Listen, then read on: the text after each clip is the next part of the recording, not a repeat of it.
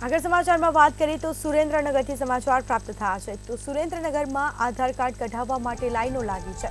Post ઓફિસમાં વહેલી સવારથી જ લાંબી લાઈનો જોવા મળી। આધાર કાર્ડ માટે 25 કૂપન આપતા ભારે મુશ્કેલી સર્જાઈ।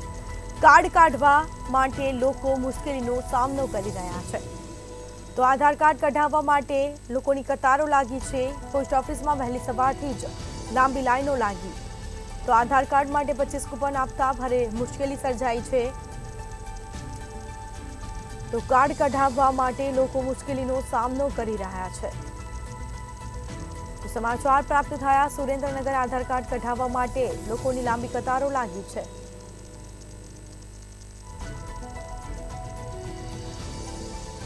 તો પોસ્ટ ઓફિસમાં વહેલી સવારે લાંબી કતારો લાગી છે।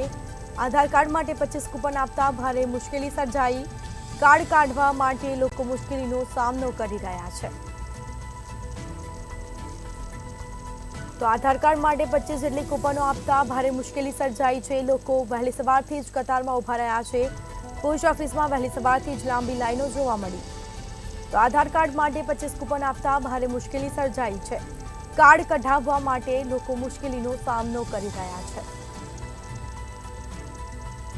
તો સુરેન્દ્રનગરમાં આધાર કાર્ડ કઢાવવા માટે લોકોની લાંબી લાઈનો લાગી છે। તો 25 જેટલી કૂપનો આપતા ભારે મુશ્કેલીનો સામનો કરવાનો વારો આવ્યો।